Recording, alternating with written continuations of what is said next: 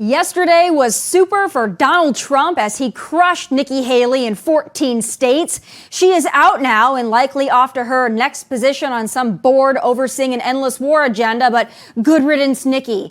Donald Trump has seemingly united the Republican Party, but can he unify the country? The show starts now.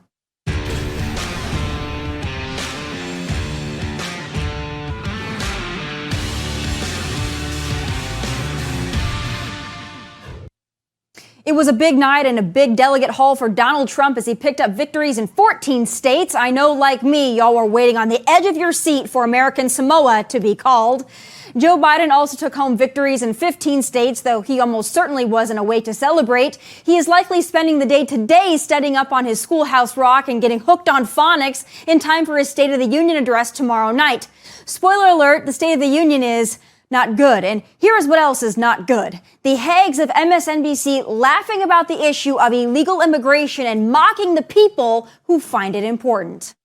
I mean, if you look at some of these exit polls, I mean, I live in Virginia. Immigration was the number one issue. Yes. I mean, again, these could change in Virginia. Well, Virginia does have a border with West Virginia. Very contested area. Build the wall. Like, what? Ha ha, so funny. Apparently, these news personalities are unaware that just 2 weeks ago in Virginia, an illegal alien from Venezuela was arrested and charged with sexually assaulting a 14-year-old girl in Campbell County, Virginia. The illegal crossed illegally into El Paso in September 2023 and was released into the U.S. by the federal government. Someone may also want to remind those hags that Georgia is also not a border state, but once again, and even so, an illegal immigrant from Venezuela is charged in the murder of nursing student Laken Riley. Keep laughing, ladies. Your true colors are showing. Joining me now with his takeaways from Super Tuesday and more as host of the Will Cain podcast, Will Cain. All right, Will, big news of the day. Nikki Haley drops out. I think we were all anticipating, some of us hopeful, that this would be the day that she dropped out. And I promise this is the last time I'm going to play any sound or audio from Nikki Haley, but I want to listen to her and her non-endorsement of Donald Trump, indulgent and narcissistic to the very end. Let's take a listen. I have always been a conservative Republican and always supported the Republican nominee. But on this question, as she did on so many others, Margaret Thatcher provided some good advice when she said, quote, "Never just follow the crowd. Always make up your own mind." It is now up to Donald Trump to earn the votes of those in our party and beyond it who did not support him. And I hope he does that. Yeah, a little Margaret Thatcher 2.0 and Nikki Haley. What are your thoughts? So I think you need to be careful, Tomi Lahren. I think you need to be careful about your promises to never play audio again from Nikki Haley. And I'm going to tell you why. You are in large part right. Nikki Haley's relevance today disappears. Her endorsement does not matter. I mean that. I don't think there is a Nikki Haley base. There's not a Nikki Haley contingency. There's not a Nikki Haley camp that needs to be brought into the fold that she could deliver to Donald Trump. I think Nikki is the same as Joe Biden. And that's not me, Tommy, jumping to some, absurd conclusion that her policies are exactly the same as Joe Biden. What I mean is all she ever represented was other. That's it. For 8 years, our politics has been defined by Donald Trump. And there are some people who just simply cannot vote for Trump. And Nikki Haley represented other. Those people represent among Republicans, and those people represent in Democrats. Nobody in 2020 voted for Joe Biden. They just voted other to Donald Trump. So as of today, Nikki Haley no longer represents other. Only Joe Biden represents other. And so her endorsement means nothing to Donald Trump. But, Tommy, here's why I think you need to be careful. I think you could end up playing clips from Nikki Haley because I think she still, despite that lack of relevance when it comes to an endorsement, could be a potential pick for vice president. Oh, do you really think, after calling her bird brain, after mocking her, you really think that Donald Trump would do that? And I would also ask you, even if he thought that he could get her supporters, if there even are supporters, because I agree with you, I think that they're just non-Donald Trumpers. I don't think they're for Nikki Haley. But as a VP pick, what significant role would she really play in getting him more votes? I don't think that she's the person that's going to do that. So first, bird brain. You'll remember De Sanctimonious. I don't remember, because of the quantity and the length of time, all of the nicknames for Rick Perry and Little Marco and Lion Ted Cruz.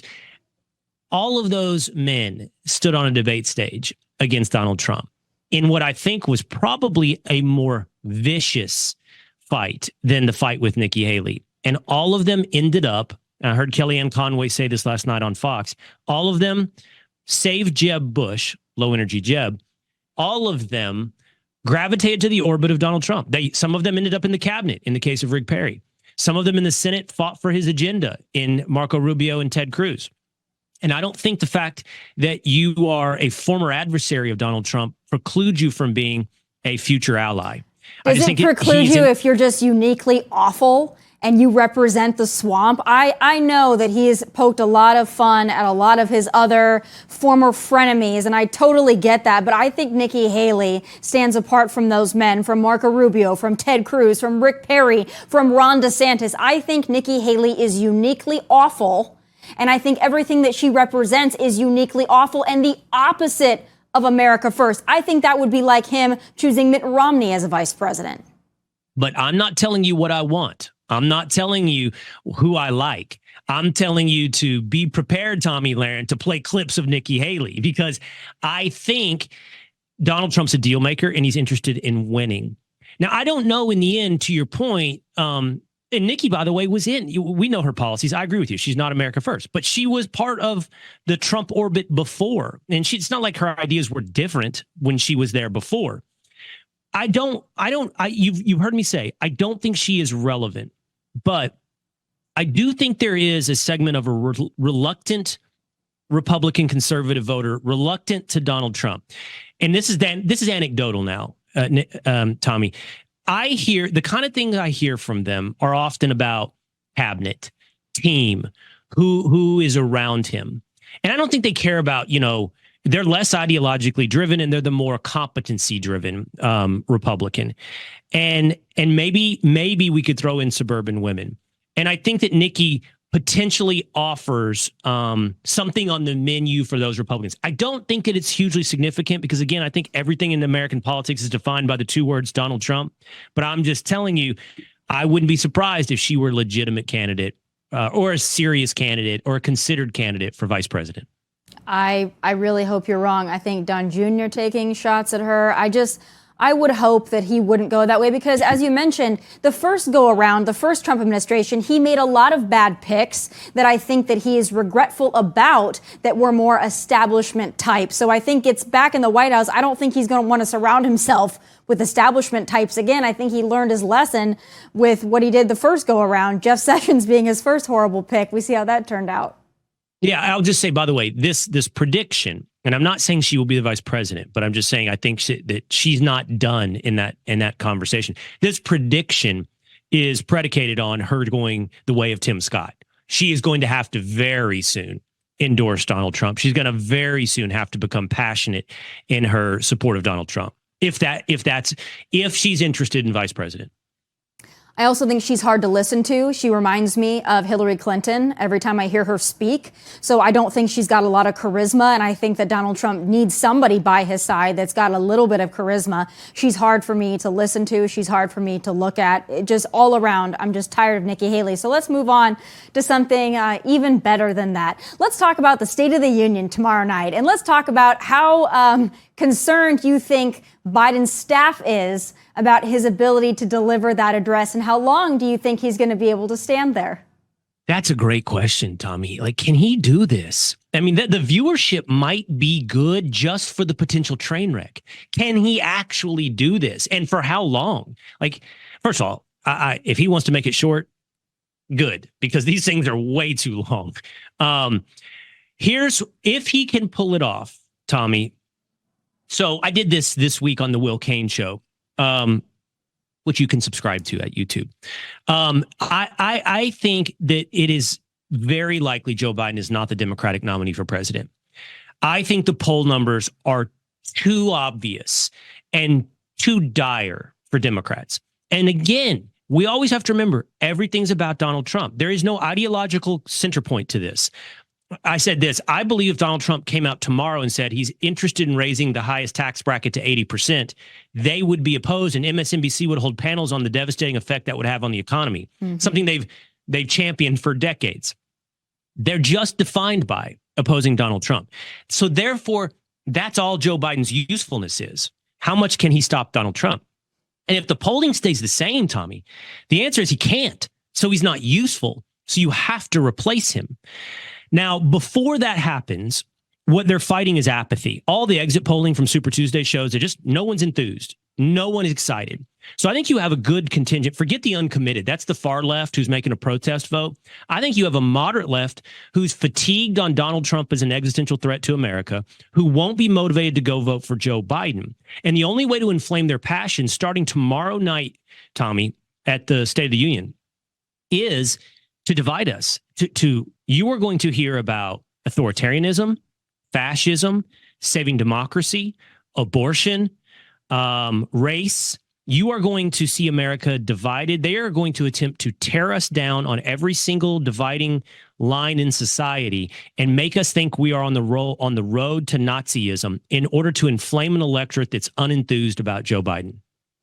I think the only way to enthuse that Democrat base is to replace Joe Biden. And I think once they do that, I'm very concerned about Donald Trump's ability to win in November, because I think you bring in someone that's like a shiny new toy like Gavin Newsom, and I think it's over for us. And I wish that weren't the case. But quite honestly, I know people say, oh, California's so bad. And I often remind folks, yes, but Joe Biden right now is trailing Trump barely, and he can barely speak. So you bring in Gavin Newsom, and I think that you see the left reinvigorated, and I see the right as, there's a really hardcore base of Trump supporters, but is the average Republican that excited about Donald Trump, or independents excited about Donald Trump? Not the same way the left is going to be about Gavin Newsom. I think that we're headed for disaster if that ends up being the case, and I firmly believe it's going to be the case.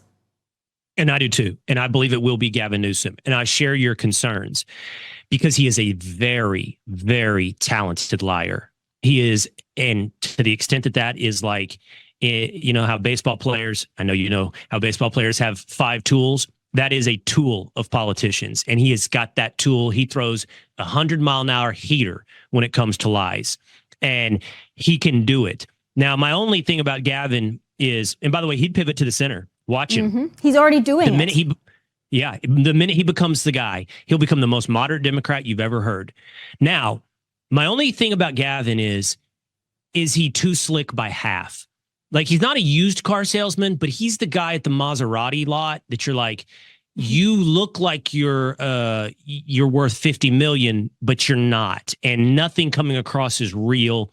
And I just wonder if the talent of that lying is almost too obvious, Tommy. And I'm just talking about the casual voter, you know. Mm-hmm. But you're right. Like, if the casual voter is going, I can't do 80-year-old senile Joe Biden, they can probably look past slick back hair and vote for Gavin Newsom. Yeah, they 1,000% can. And he's got that California political machine behind him, the kind of political machine that birthed Nancy Pelosi and Gavin Newsom in California. So I'm very, very worried. I think that he's going to say all the right things. He's going to look the part. And there's going to be people that thought, you know, I can't vote for Joe because I think he's going to die, but I can't vote for Donald Trump because I hate him. I worry that Donald Trump, as much as people are saying, oh, he's bringing in the black vote, he's bringing in the Hispanic vote, I just fail to believe he's been able to expand his base enough in the last 4 years to be able to compete with not only the Democrat machine, but the mechanics that the Democrats have perfected with mail-in voting, early voting, ballot harvesting, voter registration. You take all those things plus a guy who's in his 40s, and I think we're doomed. And I know people are going to be upset to hear that, but I got to be honest. Well, one thing you said that I think is interesting, and I feel like has been reflected in my life. I know a lot of people that, and I'm one of them, who did not vote for Trump in 2016. By the way, that never means voted for Hillary, just for the record. But did move to Trump by 2020. And I know a lot of people like me, COVID insanity, race insanity, positive policies of Donald Trump. I know a lot of people who gravitated, and he grew his base, as you pointed out, between 16 and 20. I don't know many people who have changed their minds from 20 to 24. I don't know that he's grown it. And so back to the threat to Biden, the threat to Biden is that he doesn't have the same base that he had in 20. He doesn't have the same passion. He doesn't have the same vote. And you are right. I think that's very reasonable to say, but Gavin Newsom would. Yeah, he's got the enthusiasm and he represents something fresh. And so if the left does something fresh and we stick with something old, I think it's going to look real bad. I think all those young voters, Gavin Newsom's also really hard on the issue of abortion in that he supports it, and that's going to be a big election issue. So I don't think we're doing ourselves a lot of favors, but this is the bed we've made for ourselves. So I guess here we are. I want to talk about other ways that Republicans are kind of screwing ourselves. I think that, and again, somebody who is a little bit annoyed with the Taylor Swift coverage. Yesterday, there were several conservatives, Republicans, that were all upset because Taylor Swift put on her social media for people to vote. And she didn't say who to vote for. She just said to go vote. And there are some, especially conservative influencers, that took a real issue with that. And I think that's just stupid. Why would you want to piss off Swifties when there's no reason to piss off Swifties? She didn't do anything wrong. I know you're not a huge fan of Taylor, but do you think we're making stupid moves where we don't have to? Yeah, but I'm not a fan of Taylor, but I don't hate Taylor Swift. It's not ideological for me. It's that I'm a dude who listens to country music, like real country music. So I'm just not into Taylor Swift. But I think you're right. Like recognize the power she has in culture. And I agree with you. There's this, you know, I am worried about American culture. I am absolutely worried about it on many levels. And we don't even have to do the most obvious ones like trans and racial ideology. I mean, of course, those are the biggest. But I'm worried about American culture on a lot of levels. You know, the lack of reverence for the family, for parenthood, how we're parenting. I even think we could have an interesting discussion about the kind of music we listen to and the movies that we choose. I think there's a lot in culture to talk about. But that doesn't mean, like, I don't want to be a reactionary either. I don't want to take everything and go, oh, well, everything in American culture is bad. And I just don't have a lot of opinions, like, about Taylor Swift. I don't think she's, I mean, okay, she has in the past supported Joe Biden. Guess what? That makes her like every other celebrity, right? Like, so I don't think it would be wise to make an enemy of Taylor Swift. No, I don't think so either. And I think that conservative influencers, they sometimes get in our way with that, with wanting to be outraged about everything. That's taking, you know, a page out of the left's book that we shouldn't be taking, in my opinion. I do want to talk about some other sports things with you. MLB, you know, I'm a baseball fan. MLB, the show, introduces female player option. I think it's very interesting. The MLB, like every other sports organization, has gone woke. I don't think the MLB would say anything about trans bio males competing against women, but they want to make a good show for women's rights by including, I guess, female-ish looking player options. What are your thoughts on that? So I don't play MLB the show, but I do have a personal connection to this story. So my sons, and this will make me very popular, my sons are super into soccer, which got me into soccer. And but for the record, I'm into every sport: football, baseball, basketball, and I love soccer now. So my sons and I play FIFA. I think it's the most popular sports game, that or Madden, but worldwide, probably FIFA. It's the soccer game.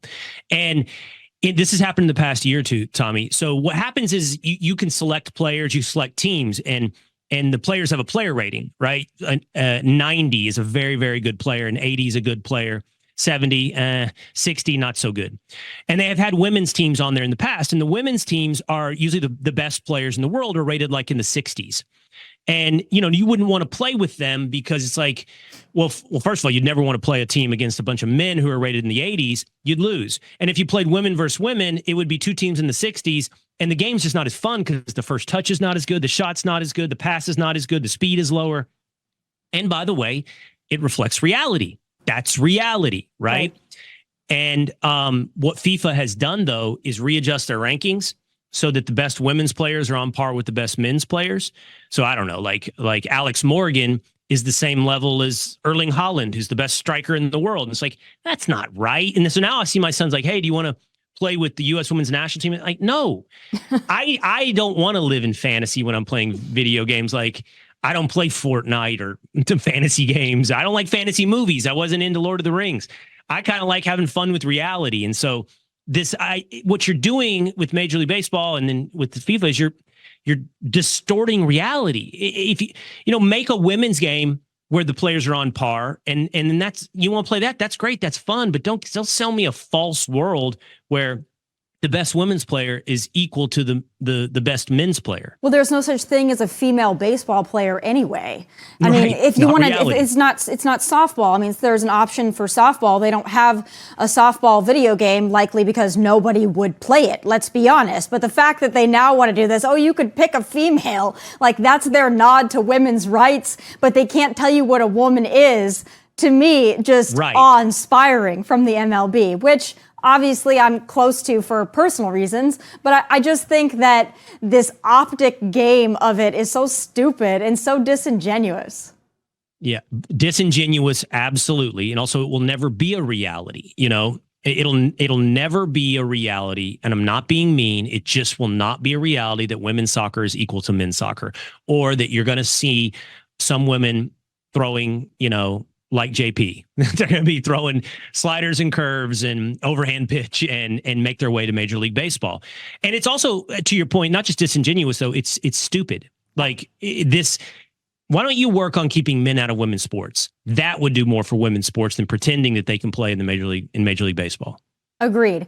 So last thing I want to discuss, because we did a lot of politics. This is the politics of the air. So there's been a debate ignited online, a lot of plane etiquette debate going around online. The latest one is about the plane window. This went viral late last week.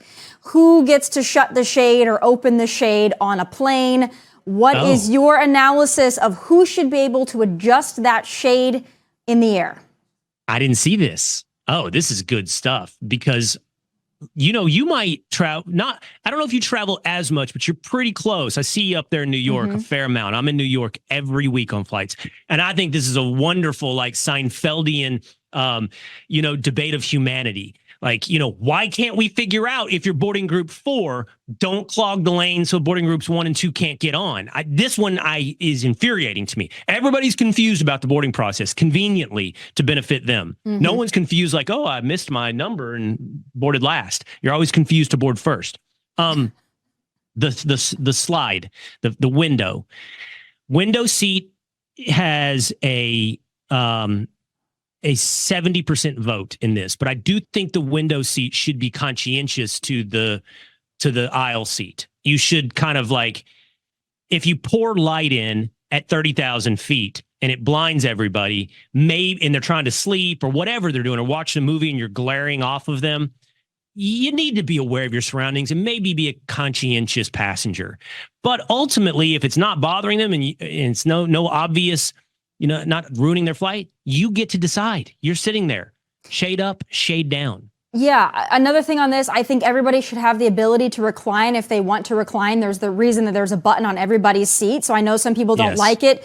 Too bad. The 2 inches that you lose is not going to make or break your life. The person in the middle seat gets both armrests because, they have to be in the middle seat. It already sucks. They get both. The person at the window, they get to adjust the shade. The person in the aisle, obviously, I'm an aisle sitter because I like to be able to get out. I don't like to be boxed in the corner. I'd rather be in the middle than the window because I don't like people boxing me in. Last thing I want to ask you about this, because it's the battle of the sexes. What do you think about men on flights, whether they're in the middle seat, the aisle seat, window, doesn't matter. Men sit with their legs very wide, maybe for biological reasons, but as a woman who sits with her leg closed, when a man sits next to me and feels the need to spread their legs wide so they can let their parts breathe, it annoys me to no end, especially if they're already large. I'm sitting here taking up this much space and a man's just gotta flail out, and I think it's inappropriate. I think men should close their legs on flights. First of all, I'm window over aisle. I want to rest my head against the wall, and I don't need to get up. I have a very strong constitution with my bladder, so I'm usually good to go for 3 hours by the window. I think I'm a man spreader. I think I am, and you need to know some things. I'm not doing it I'm not doing it consciously. I'm not thinking I need to, and all the details you gave us about why. I'm not. It's just how my hips rest, how my knees rest. And I have been in seats before where I've been forced for whatever reason to draw my knees in, and I feel like I'm cramping on the outside of my my glutes over here, like, because that's just not how it rests the legs, Tommy. It's just not how they rest. Like, I'm not doing it to commandeer space. I'm not doing it to. I don't even know that I'm doing it. I'm just sitting comfortably, Tommy.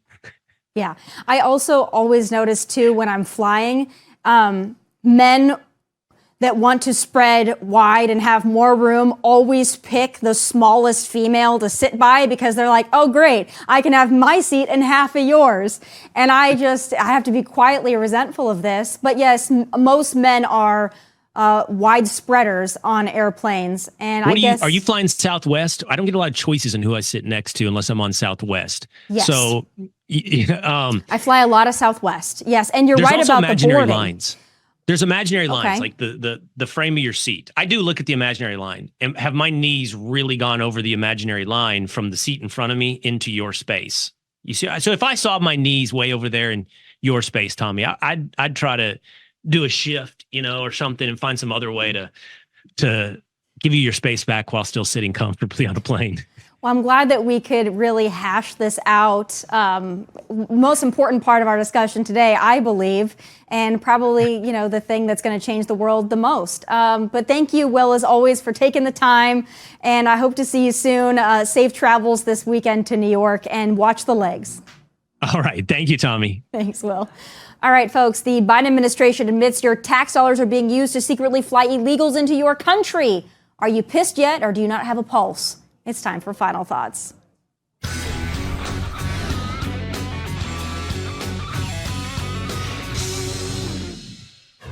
Your country is under attack and is being invaded by millions of illegal immigrants from all over the world. And your president and your president's boss, whoever that is directly responsible for it.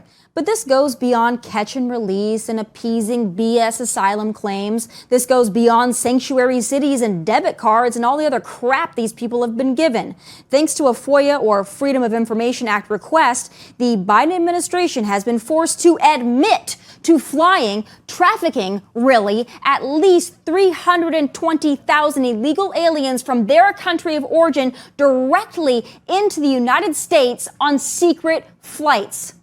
This has all been done with the help of the CBP One app, which allows foreigners to just jump on their cell phones and use the app to apply for asylum in the U.S. and then, boom, boom, pow, be flown here. These illegals who cannot legally enter the U.S. and have no legal right to be here can still use the CBP One app to apply for travel authorization and temporary humanitarian release from those airports. Through this program, these aliens are flown here and then released into the shadows via a parole program. They are allowed to stay in the U.S. for at least 2 years and are eligible for work authorization. This CBP One app and secret flight programs were also implemented and manipulated to ease the appearance of invasion at our southern border. Instead of these illegals walking in for our Fox News cameras to capture, at least 320,000 of them were just flown in under the radar. Thanks to the Center for Immigration Studies, we now know that Biden's CBP agency approved these secret flights of hundreds of thousands of illegals into at least 43 airports in just the span of January through December of last year. And here's where it gets even more infuriating.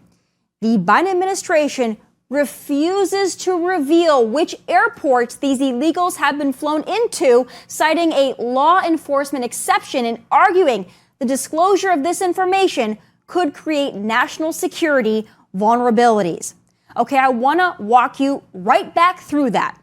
The Biden administration, using your tax dollars, has flown hundreds of thousands of illegals into your country, but will not disclose where and which airports because that is a national security vulnerability. Want to take a whack at the national security vulnerabilities created by flying hundreds of thousands of foreign nationals into our airports and into our country? This is treason Plain and simple. And the audacity of these Democrats is what nightmares and failed empires are made of. Adios, America. Those are my final thoughts from Nashville. God bless and take care.